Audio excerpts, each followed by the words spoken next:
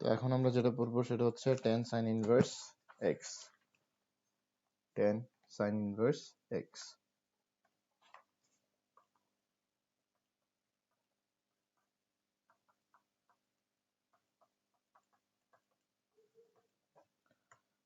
তাহলে আমরা শুরু করি। ddx of tan sin inverse x, এখানে কোন ফর্মুলা বসবে? ddx of tan x এর ফর্মুলা বসবে। ddx of tan x এর ফর্মুলা হচ্ছে sec স্কয়ার x। তাহলে আমার এখানে কি আসতেছে? এখানে আসতেছে sec স্কয়ার x এর জায়গায় কাকে লিখছি? sin inverse x কে লিখছি। এবার sin inverse x তো x ছিল না, তাই বলে এটাকে ডিফারেন্সিয়েট করে মাল্টিপ্লাই করতে হবে। তো sin inverse x কে যদি আমরা ডিফারেন্সিয়েট করি তাহলে আমরা কি পাই? sin inverse x কে ডিফারেন্সিয়েট করলে আমরা পাই 1 divided by root over 1 minus x square।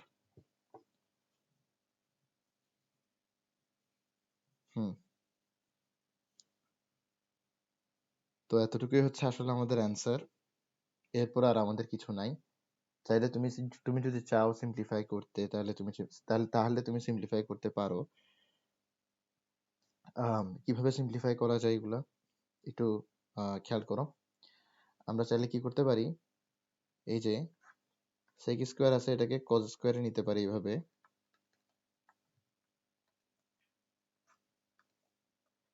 আবার cos স্কয়ার থেকে আমরা sin স্কয়ারে যেতে পারি। এরকম আমরা জানি sin square theta plus cos square theta is equals to 1, তাহলে cos square theta is equals to 1 minus sin square theta.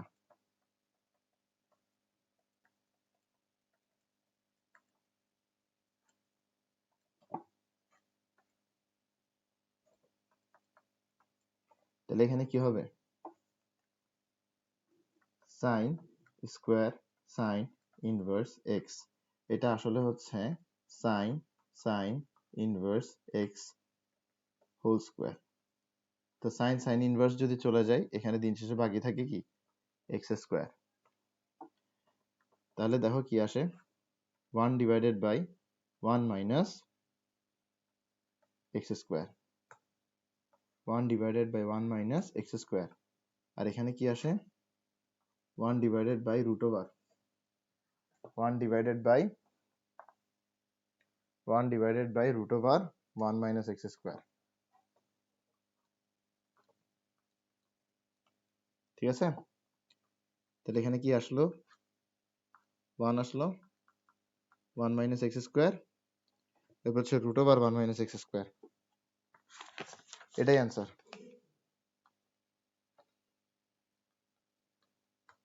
চাইলে এতটুকুতে শেষ করে দিতে পারো, অথবা এতটুকুতেও শেষ করে দিতে পারো। কারণ মূলত এতটুকুতে শেষ করতে পারো, কারণ এখানে আর তোমার ddx নেই। যখন তোমার কাছে আর ddx থাকবে না, তুমি বুঝবা যে তোমার কাজ শেষ। এরপর আসো, এরপর একটাতে আসি। এটা কোনটা?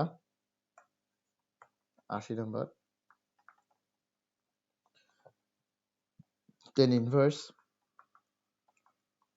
sec x plus tan x। ঠিক আছে? এখন আমার কাজ কি?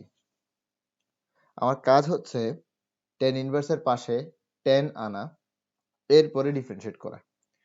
তো tan ইনভার্সের পাশে আমি tan কিভাবে আনতে পারি? তো এটা আনার একটা উপায় হচ্ছে sec x tan x কে sin x cos x এ নিয়ে যাওয়া। তা আমি sec x কে কি লিখতে পারি? 1 বাই cos x। আর আমি এই tan x কে লিখতে পারি sin x by cos x। ঠিক আছে? এবার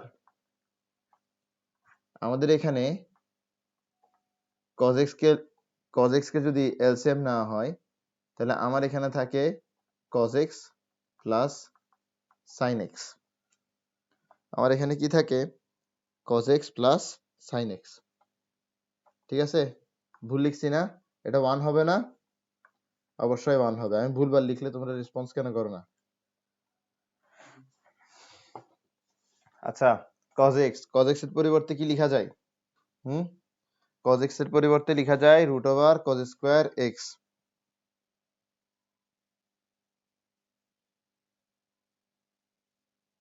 cos x এর পরিবর্তে কি লেখা যায় √ওভার cos স্কয়ার x। আচ্ছা না, এটা না করি, √ওভার cos স্কয়ার x না দিই, আমরা cos x এর পরিবর্তে আরো একটা চমৎকার ফর্মুলা ইউজ করতে পারি। ফর্মুলাটা কিছুটা এরকম যে আমরা কি জানি, আমরা জানি cos টুয়াইস a সমান সমান cos square a minus sin square a। এই ফর্মুলাটা আমরা এখানে ইউজ করব। তো এই ফর্মুলা অনুসারে cos x এর জন্য ফর্মুলাটা দাঁড়াবে কিছুটা এরকম যে cos x সমান সমান হবে cos square x/2 minus sin square x/2। ঠিক আছে, তাহলে আমরা নিচে কি দিব, নিচে দিব হচ্ছে cos square x/2 minus sin square x/2।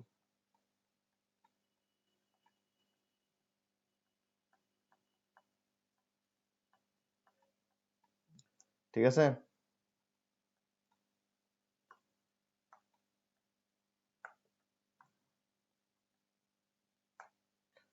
বুঝছো? আশা করি বুঝছো। এরপর কি করা যায়, এরপর দেখো কি করা যায়। আমরা কি জানি, আমরা জানি যে একটা ফর্মুলা আছে, খুব সুন্দর ফর্মুলা, সেটা হচ্ছে sin টুয়াইস a। এটা হচ্ছে 2 sin a cos a, 2 sin a cos a, 2 sin a cos a। তাহলে আমরা sin x এর জন্য কি লিখতে পারি, sin x এর জন্য লিখতে পারি 2 sin x/2 cos x/2, 2 sin x/2 cos x/2। এরপরে দেখো আমরা জানি sin square a plus cos square a সমান সমান 1।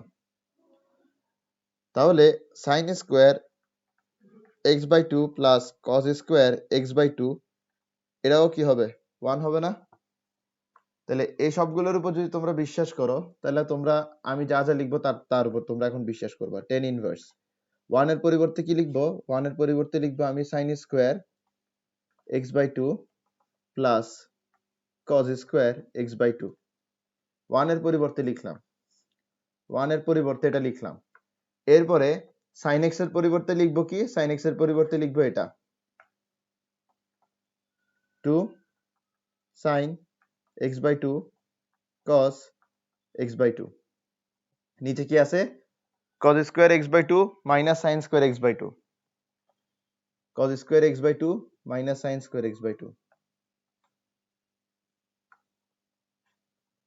এরপরে দেখো tan inverse cos square x/2 minus sin square x/2। এখানে আমরা কি করতে পারি, এখানে আমরা কি করতে পারি, a plus b into a minus b লিখতে পারি না? a plus b into a minus b তো লিখতে পারি। তো যদি তেমনটা করি তাহলে এখানে কি দাঁড়াবে a plus b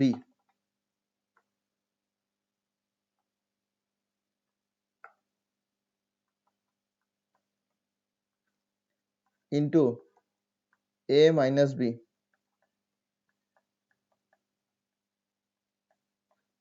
a plus b into a minus b। আর উপরে কি দিব, উপরে দিব হচ্ছে a plus b whole square, উপরে দিব কি a plus b whole square.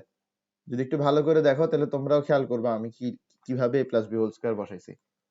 এটা হচ্ছে তোমার কি a স্কয়ার, এটা হচ্ছে 2ab প্লাস b স্কয়ার। ঠিক আছে, এবার a plus b whole square লিখো বা b plus a whole square লিখো, জিনিসের সাথে একই জিনিসই বুঝাই, ঠিক না?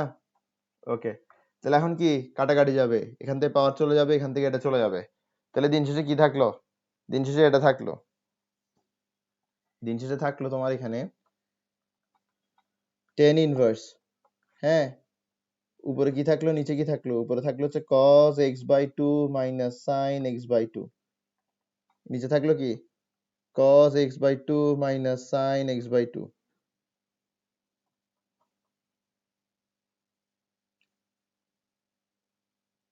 না, উপরেরটা প্লাস, নিচেরটা কি minus. cos x/2 plus sin x/2, নিচেরটা হচ্ছে cos x/2 minus sin x/2। হুম, এরপর কি করা যায়, হুম, এরপর কি করা যায়, খুব সিম্পল একটা জিনিস করা যায়।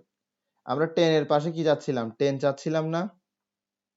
10 এর পাশে তো 10 চাচ্ছিলাম, যেহেতু 10 এর পাশে 10 চাচ্ছিলাম, তাই বলে আমরা উপরে নিচে এমন কিছু কমন নিব যেটা নিলে কি আসে, 10 আসে ভেতরে। তাহলে উপরে নিচে কি কমন নেওয়া যায়? উপরে নিচে cos x/2 কমন নেওয়া যায়। উপরে নিচে cos x/2 কমন নেওয়া যায়। তাহলে আমরা উপরে নিচে cos x/2 কমন নিব। যদি cos x/2 কমন নিই তাহলে কি আসে দেখো,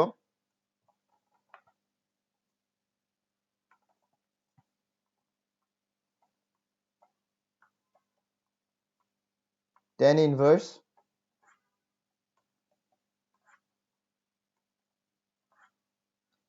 উপরে cos x/2 কমন নাও, নিচেও cos x/2 কমন নাও।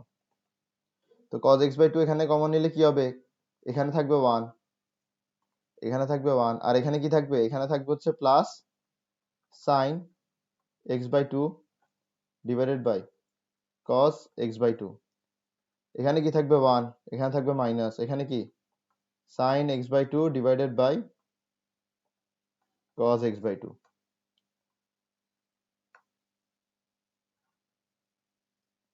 ওকে, তাহলে তোমাদের এখানে cos x/2 কাটাকাটি যাবে,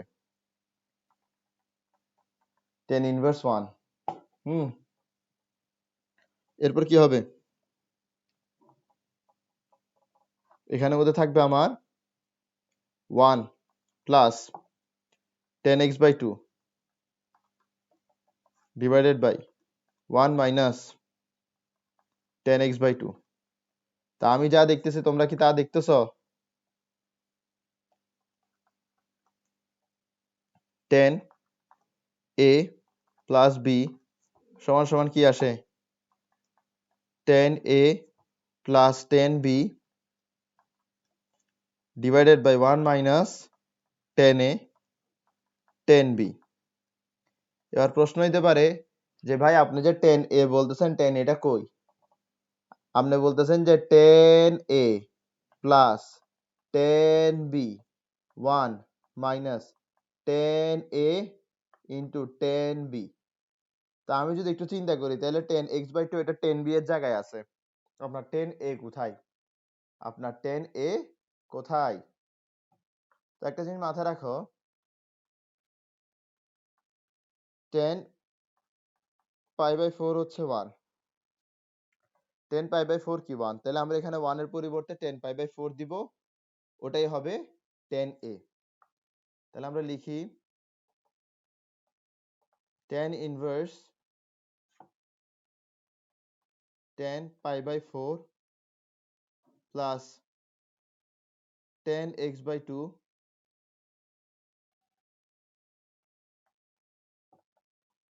1 মাইনাস, এখানে আমরা একটা 1 চিন্তা করতে পারি না, সে 1 এর পরিবর্তে আমরা দিতে পারি tan π/4 into tan x/2। Clear? এবার প্রশ্ন হইতে পারে যে স্যার আপনি এই 1 কে কেন tan π/4 দিয়ে রিপ্লেস করলেন না? এই 1 কে যদি tan π/4 দিয়ে রিপ্লেস করে দিই তাহলে তো ফর্মুলার 1 এর সাথে মিলতেছে না। মানে ফর্মুলা যেমনটা চাইছে আমি সেভাবে আমার এক্সপ্রেশনটা সাজাইছি, ঠিক আছে? এবার ফর্মুলা এখানে 1 আছে, আমার কি দরকার পড়ছে এখানে tan π/4 লিখার? ফর্মুলাকে স্যাটিসফাই করার জন্য আমি সবকিছুকে সাজাচ্ছি, আবার যদি সব ফর্মুলাকে স্যাটিসফাই করা হচ্ছে না এরকম কিছু লিখি তাহলে তো হবে না, ঠিক না? তাহলে tan ইনভার্স এখানে কি থাকবে, tan π/4 প্লাস x/2, ঠিক আছে? এই ফর্মুলাটা ইউজ করছি।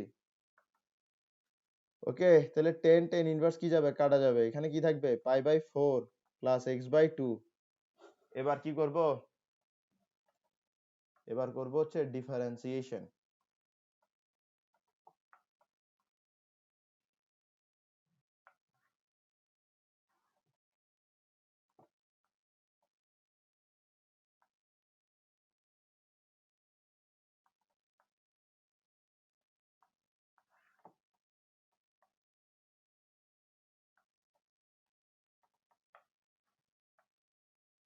ওকে, কেমন আসো? আমাদেরকে কি ডিফারেন্সিয়েট করতে বলছে, এটা ডিফারেন্সিয়েট করতে বলছে, ঠিক আছে? এটা আমাদেরকে ডিফারেন্সিয়েট করতে বলছে, এটা ডিফারেন্সিয়েট করতে বলছে। এখন কিছুক্ষণ আগে আমরা কি করলাম, কিছুক্ষণ আগে আমরা একটা জিনিস প্রমাণ করলাম। কি প্রমাণ করলাম?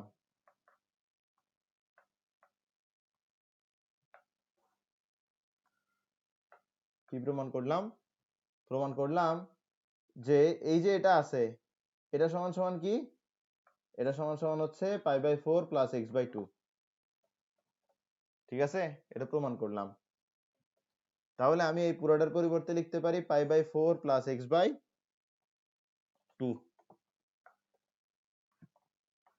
সামনে কি আছে? ddx। এবার কি করা যায়? ডিফারেন্সিয়েশন করা যায়। এটা হচ্ছে কনস্ট্যান্ট, এটার জন্য আসবে হচ্ছে 0, এটা হচ্ছে x/2, এটার জন্য হাফ সামনে আসবে, এরপরে ddx অফ x কত? 1। তাহলে অ্যান্সার কি? হাফ। বলো বুঝছো কিনা?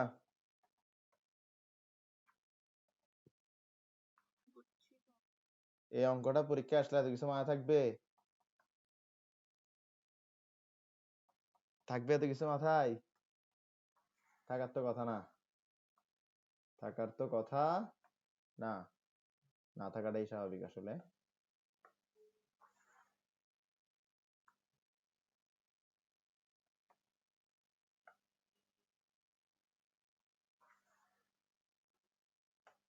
ওকে,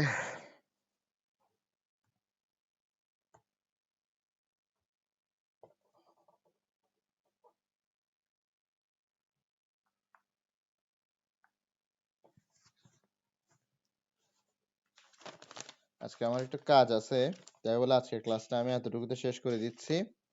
আজকে রাত 10টায় আমি আবার এক্সট্রা ক্লাস নিব। এক্সট্রা ক্লাস মূলত আমার হবে হচ্ছে 2টা সাবজেক্টের উপরে, মানে আমার